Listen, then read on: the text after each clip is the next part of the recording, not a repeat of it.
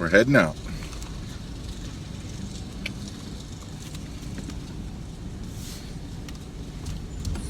Alright, so I'm going to run down the guitar store because I can.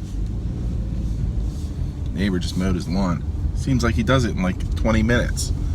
Mine takes an hour and a half. What's going on with that? Anyway, respond to a couple of things. First thing I'll respond to is nice and quick. Ed says, the dog never lets me out of his sight. And he's right. And I'm pretty thankful for that. He's been like that since really like the day after we got him. He's been with me, attached at the hip. And it makes sense because I'm home every day, and when I work, he's under my desk. When I go to lunch, he's right in front of me. Kendall comes home, he's very excited, he loves his mommy. But dog is with me all the time. All the time. He'd be with me right now if he could, but I can't take him in the guitar store, and I refuse to leave my dog in the car. Anyway, so yeah, I'm very thankful. He's a good dog. He really is. It's a shame that dogs are only with us for a little while, because I could live with that dog the rest of my life, honestly. So, well, that's that subject. The other subject Eric asked,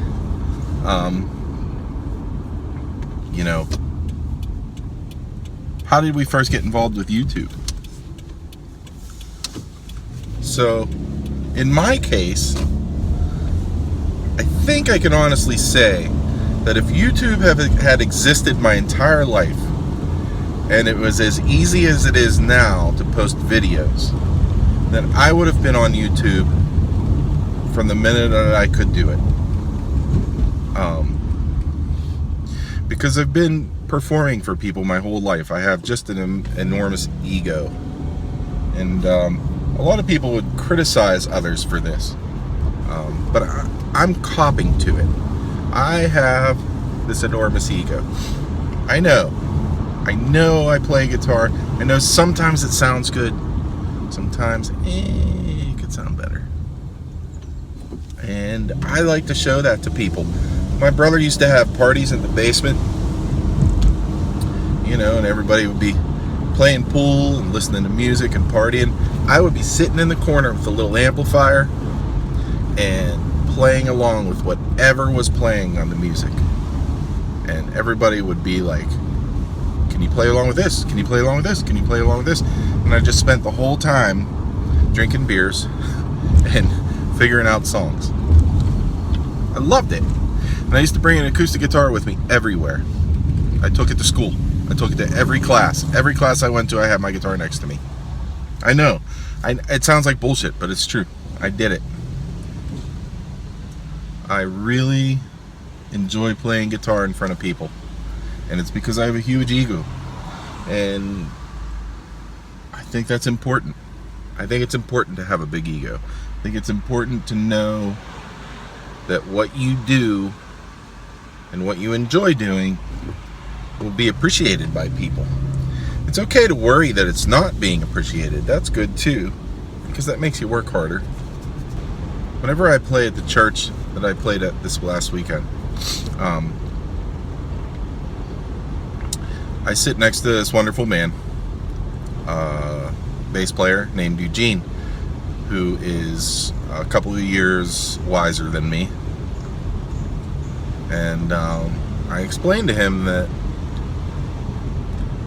this whole idea of performing makes me uncomfortable, which it does. I wasn't lying to him. It does make me uncomfortable because there are always people there saying that you're just feeding your ego. You're just feeding your ego. You really, this is all about you. And I think that's all right. So I always steer clear of it on the surface. I always steer clear of ego gratification. But I admit to it. I admit that I have this great ego and I love to have it gratified. So that's why I like YouTube. I first did YouTube, it was probably in 2010, and I made a video of myself on my iMac. Oh, this is getting noisy.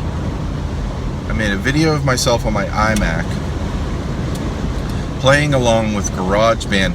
At the time, GarageBand had these jam-along session things where you would click like rhythm and blues, and it would like open the stage curtain on the screen, and they would click off and play this background track. And you could jam along with it. You could record yourself jamming along with it. You could do all of this.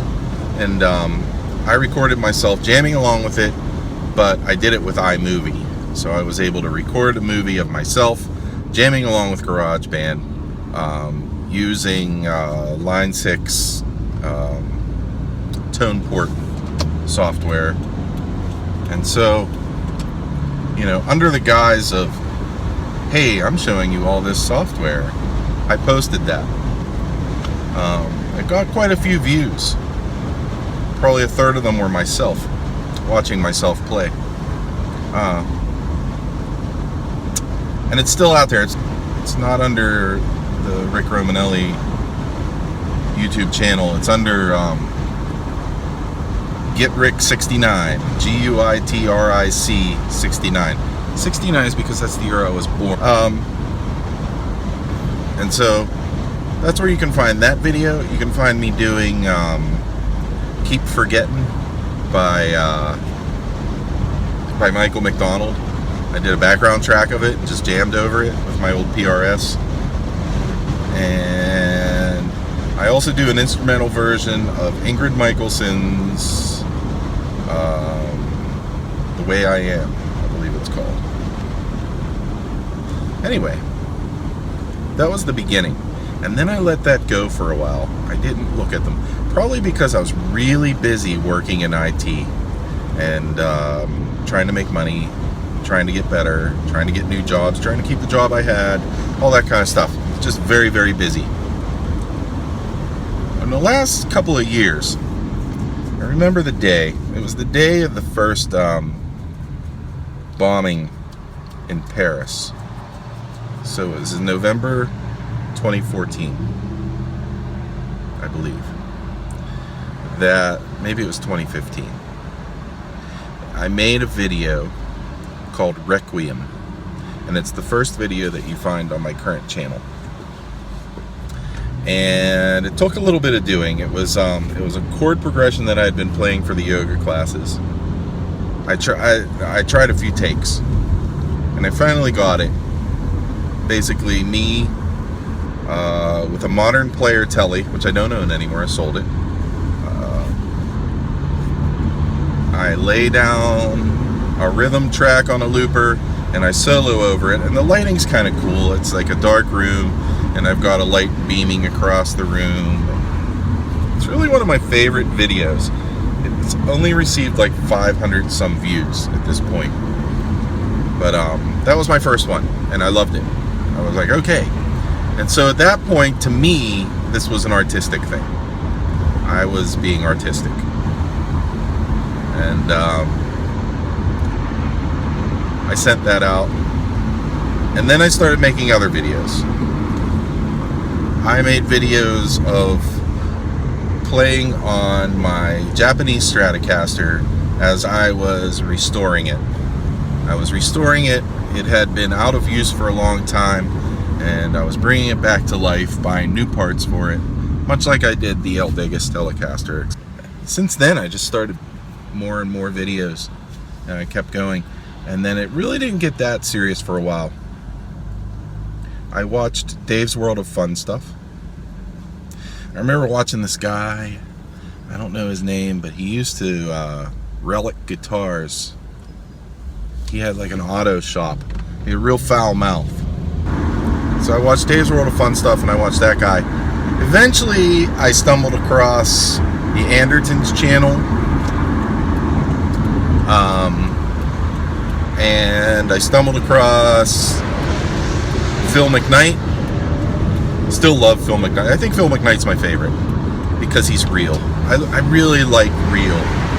I like it when I know people aren't bullshitting me. I like it when, you know, when I can see that people are nice people. I really like that. That's why I started watching Ed Dana. Because I watched him a couple times, and I was like, hey, I can tell he's a nice guy. So I started watching him. I subbed to him, and one day I sent him a message, and I included a link to one of my videos. Ed was nice enough to check out the link. Here we go. Ed, I'd like to say we're friends at this point. I still enjoy watching your videos. So that's how I got started on YouTube. It's largely because of my own ego. And I'm cool with that. Because like Eugene said, if you've got a light to shine, don't put it under a bushel. Right? Don't hide it from the world. Show the world. Show the world who you are and what your gift is. That's it. So everybody, peace to you, be cool, and be happy, and let your ego be, you know? Make some videos, play guitar, mow your lawn, do whatever the hell it is you're gonna do. This is all the human experience, man. That's what it's all about, being a human.